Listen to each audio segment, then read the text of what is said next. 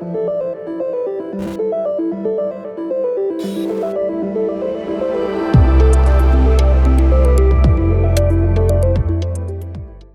10 years old, the BRICS are not anymore a mere acronym coined by a Goldman Sachs economist, but they became a reality.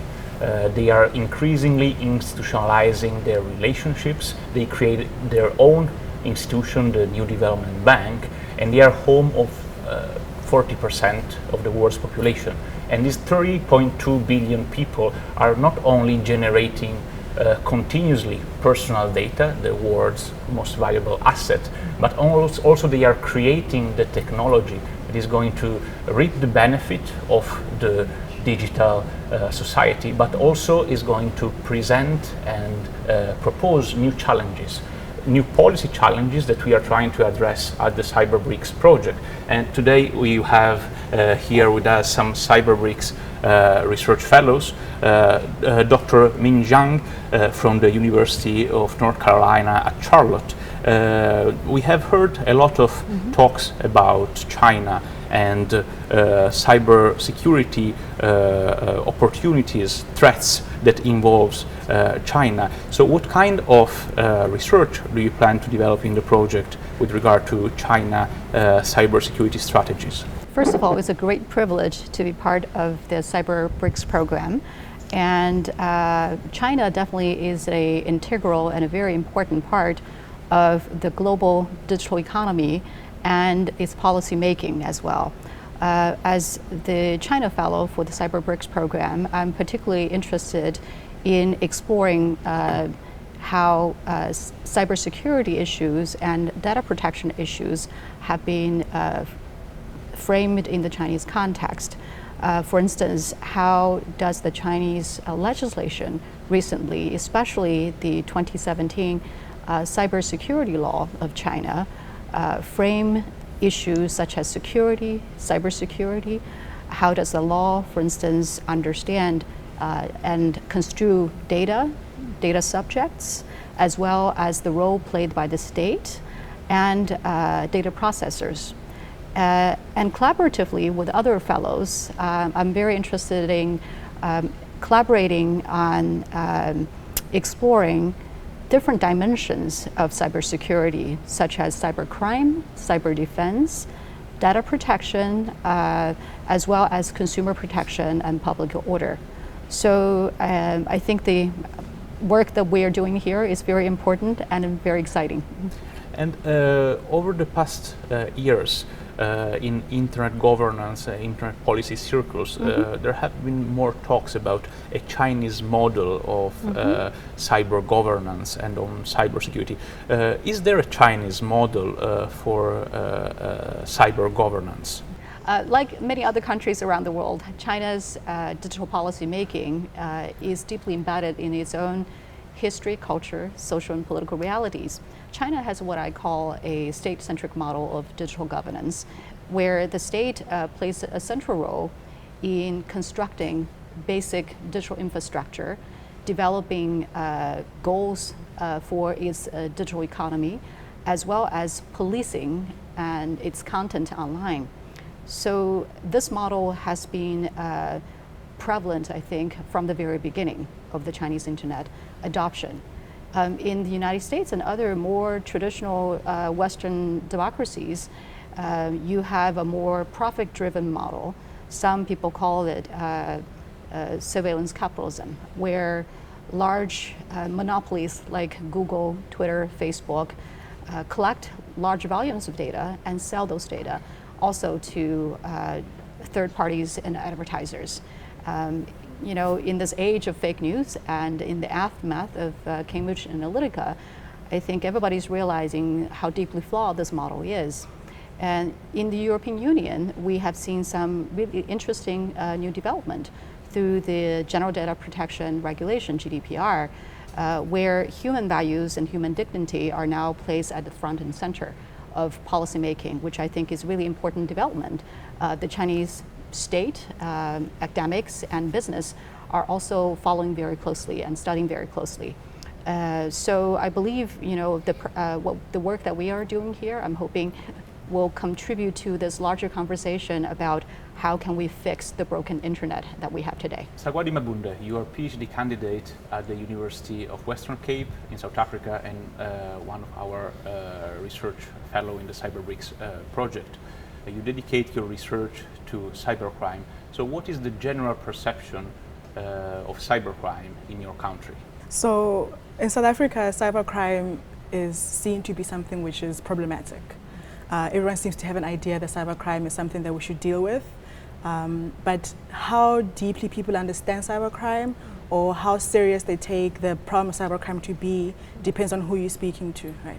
So if you're speaking to the person on the street, they're probably thinking of cybercrime in terms of economic crimes, about credit card fraud, identity theft, those kinds of crimes. But if you're speaking to someone else, if you're speaking to the government or you're speaking to the banking sector or to researchers, cybersecurity researchers, they would view it in the larger scheme of things. They will look at cybersecurity, they'll look at data protection, they'll look at privacy, they'll look at surveillance if you're looking at defense. So the perceptions are different, but one thing we all agree on is that it is a problem and we need to deal with it. I think the country needs a lot more education, especially to the people on the ground, about what it is. And in South Africa as well, there has been some major policy development over the past couple of years. A cybercrime bill has been proposed and developed by the government. Do you think that this South African bill will be an effective tool to address cybercrime in South Africa? So my personal view is that the draft that we have now, which would hopefully be enacted quite soon, will be effective. Cybercrime legislation has been discussed for a couple of years now. The first draft was proposed in 2015, and it has seen a number of revisions to the draft that we have now. The draft that was proposed in 2015 was the Cybercrimes and Cybersecurity Bill. So that one, by all accounts, was decided to have been quite bad. It tried to do way too much in one legislation. It looked at cybercrimes from the criminal law side of things, and they looked at cybersecurity from the national security side of things. So it was very problematic, and people commented on how it infringed on privacy, infringed on, it had issues of surveillance. So over the years, they have looked at it, they have revised it, and what we have now, what we're dealing with now, is the Cybercrimes Bill. It's just known as the Cybercrimes Bill. That one, I think, will be effective. It has a clear goal. It has a succinct number of crimes that it's dealing with. They're well defined. They're quite clear. They are, I think they will be quite effective in that sense.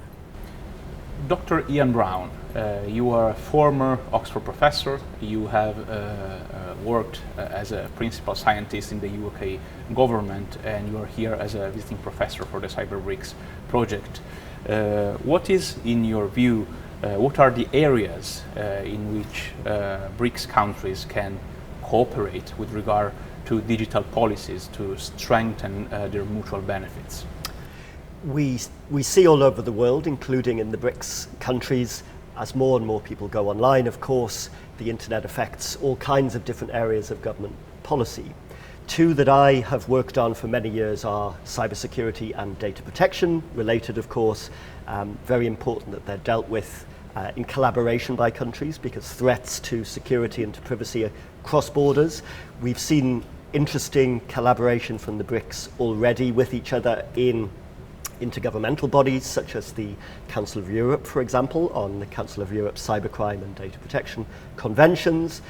Those are clearly shaping some of the BRICS countries' approaches, whereas other countries such as particularly China and Russia, which have a more state-centric focus, we've seen less of that so far. So one of the things I'm really interested in looking at more closely with the other CyberBRICS fellows is how far are cybersecurity and data protection laws in detail converging between some of these countries. And in which areas do you see a renewed focus with regard to digital policies in the BRICS?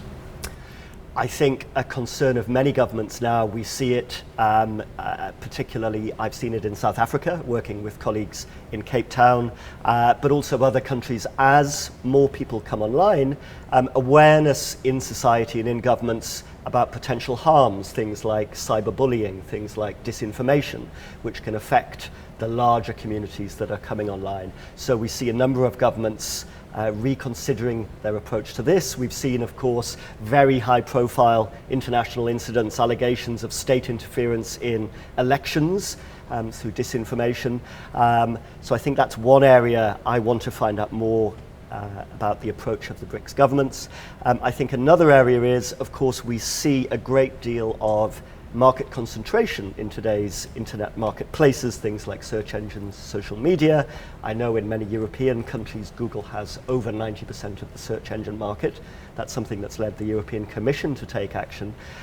I'm very interested to find out how, in quite different national contexts, like China, which has had more of a focus on developing national champions, which has been very successful to date in building the only big alternative internet companies to the American giants. How will they develop their approach to digital competition as those markets mature?